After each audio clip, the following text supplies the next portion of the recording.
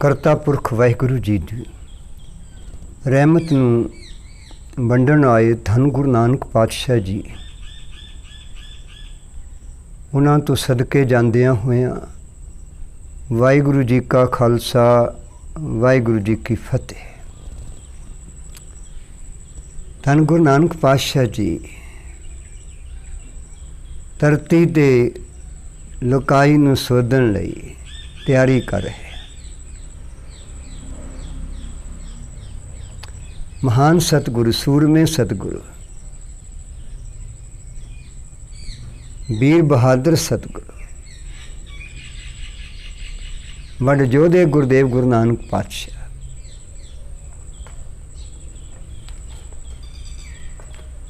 अपने परिवार विच सुल्तानपुर लोधी की उस धरती ते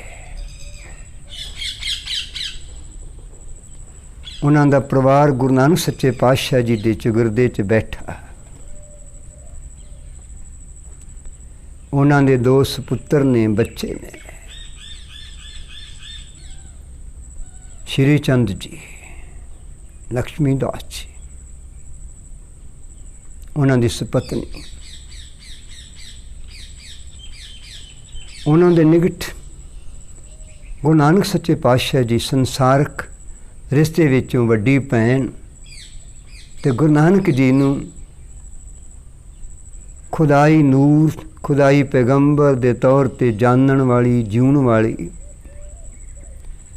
बेबे नानकी जी सिदकी ते समर्पित गुरु नानक जी दी रमजां दे भेती हो चुके पाईया जयराम जी, ये परिवार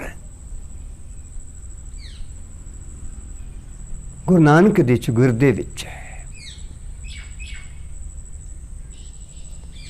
मेरे गुरु नानक सच्चे पातशाह जी ने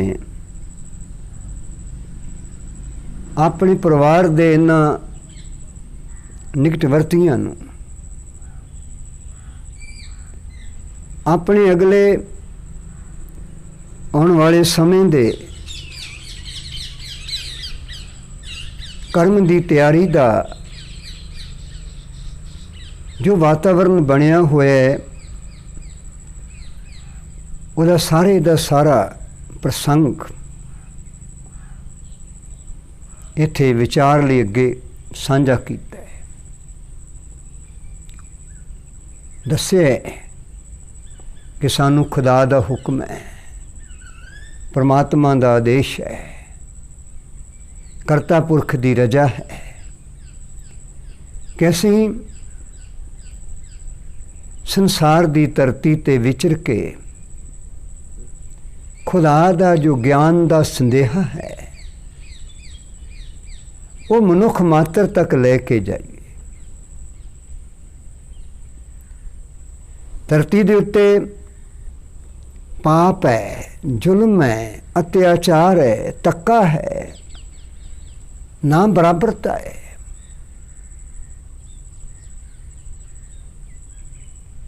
मनुख नूं बुरी तरह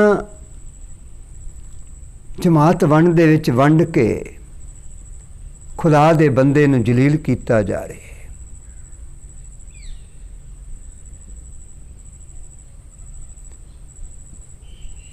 इस तरह का वातावरण है कि अधोगति का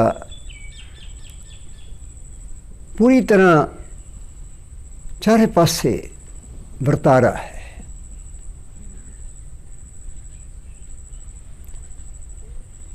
खुदा दा साडे लई हुक्म है, जिन्हां सानू संसार विच भेजे असीं खुदा दे बंदियां तक जाइए, उन्हां दे अंदर खुदाई होने का एहसास, खुदाई बख्शिशां बरकतां का एहसास करवा के ऐ जो मनुखी भै लोकाई दे अंदर सदियां तो सिरजिया होया है, उस मनुखी भै, दुनियावी बादशाही भै, दुनियावी धनाडां दा भै, चौधरीआं दा भै, समय दे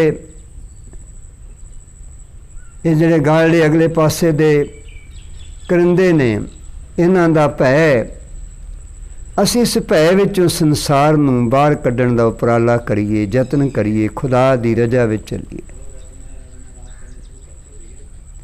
मेरे गुरु नानक सच्चे पातशाह जी अपने परिवार नाल बह के इस तरह के बचन करके उन्होंने अपने कल दे लई खुदाई दिते हुए जिम्मेवारी नूं अगे तोड़न दे अगले कर्म दे लई बोध करवा रहे हैं।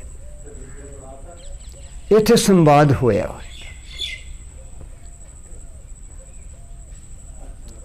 धन गुरु नानक सच्चे पातशाह जी दे सपत्नी जी सुलखणी जी,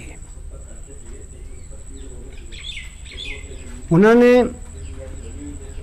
अपने परिवारक फर्जां की गल, जिम्मेवारियां की गल, बच्चों की देखभाल संभाल दे जिन्हां साधना ते जुगतां की लोड़ है,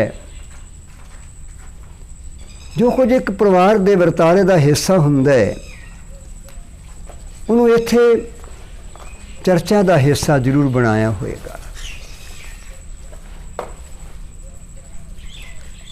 चिंता के पक्ष तो नहीं, चिंतन के पक्ष तो।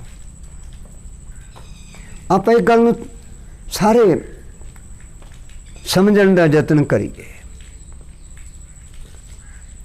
असीं गुरु नानक सच्चे पातशाह जी के महल आदरयोग मां सुलखणी जी ने दुनियावी रंग रत्ती सोच वाली स्त्री नहीं कह सकते, ना ही कहना चाहिए। होएगा संसार का प्रभाव उन्होंने उत्ते जदों अजे गुरु नानक सच्चे पातशाह के जीवन का साथी नहीं बने। हुण तां उन्होंने गुरु नानक सच्चे पातशाह के जीवन का साथी बनने का जिहड़ी खुशकिस्मती का सुभाग मिले है। गुरु नानक सच्चे पातशाह के मुखार बिंद विचों निकल रहे खुदाई बोल, उन्हां दा खुदाई रजा वाला निर्मल ते उत्तम जीवन जिहड़ा है, वो सुलखणी जी के जीवन नूं सुलखणा बनाने विच उहदी बहुत वड्डी भूमिका है। हुण इह सुलखणी जी बिल्कुल अपने आप को सच्ची मुच्ची संसार के अंदर सुलखणी भागां वाली शुभ लखणी रूप च जानती है, अपने आप को खुशकिस्मत मनती है। परमात्मा के धन्यवाद नाल अपने आप को भरी रखने वाली वो भागावंती स्त्री है जिहदे भाग जागे ने। गुरु नानक सच्चे पातशाह जो रब्बी जोत ते जुगत दे वारस ने, उन्हां दे जीवन का सपत्नी के स्वरूप के अंदर अंग बनने का सुभाग प्राप्त होया। तो इस तरह महसूस होंदा है। उन्होंने बड़े अदब नाल अपने पति गुरुदेव सच्चे पातशाह धन गुरु नानक सच्चे पिता जी के अगे हाथ जोड़ के ये वचन जरूर कहे होंगे, पति जीओ तुसीं खुदाई रजा विच खुदाई ज्ञान खुदाई पैगाम मनुखता नूं वंड रहे हो। मैं भी धन भागण हाँ कि उन ज्ञान दे कुछ किणके तुहाडे बोलां विचों मेरे अंदर भी उन्होंने आके टिकाणा कीता है। मैनू आप जी का जीवन साथी होने का सुभाग प्राप्त है। तुसी जिस वड्डे आदर्श की पूर्ति दे लई, जिस वड्डे आदर्श नूं खुदा की रजा विच पूरियां करन दे लई, अगे वधण दे लई अपने आपे नूं तैयार कीता है। मेरे साईं, मेरे सिर दी पत्त मैं तुहानूं यकीन दिवांदी हाँ कि मैं आप जी दी जीवन चों जो सिक्ख्या प्राप्त की है, रब्बी विश्वास लिया है, रब्बी भरोसे की दात लई है, मैं उस भरोसे विच जिंदगी का अगला पंध जदों तुसीं खुदा की रजा विच तरत लुकाई का भार हरन लई तुर रहे होवोगे, तो मैं खुदा की लाई हुई जिम्मेवारी, यह खुदा की अमानत इन्हां बच्चिआं नूं संभालण दे लई मैं अपने करतव्य की पूर्ति नूं करन दा यतन करांगी। तुसीं मेरा ते इन्हां बच्चिआं बारे तुहानूं ते पता है, सब कुछ खुदा दा है, मैं आप नूं की कहां। मैं कोशिश करांगी खुदा की रजा विच हर कड़ी, हर पल, हर छिन नूं जूझ सकां। मैनूं होर चिंता करन दी कोई जरूरत भी नहीं है। आ मेरे कोल मेरे वड्डे भैन जी हन, बेबे जी हन, नानकी जी हन, मेरे भरा जी भाईया जी जयराम जी हन। असीं भी खुदा दे नवाणे नताणे व्यक्ति हाँ। तुसीं धरत लकाई नूं जो खुदा की रजा विच ज्ञान वंडण की क्रिया है, उन्होंने रब की रजा विच निभाओ, सानू असीस दिओ।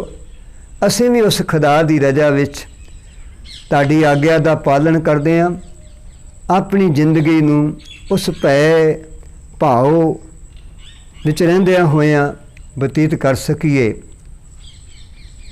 इस तरह के बचन सुलखणी जी ने धन गुरु नानक सच्चे पातशाह नाल करके मेरे गुरु नानक सच्चे पातशाह के अगले कदम नूं, तरत लकाई सोधन के अगले पड़ाव नूं विढ़ण दे लई पूरी तरह ना केवल समर्थन किया है, बल्कि मुकम्मल तौर पर समर्पण किया है, समर्पण किया है। इस मौके इन्नी क सेवा कबूल कर लैनी, भुल्लां दी माफ़ी देनी। फतेह बुलाओ जी। वाहिगुरू जी का खालसा, वाहिगुरू जी की फतेह।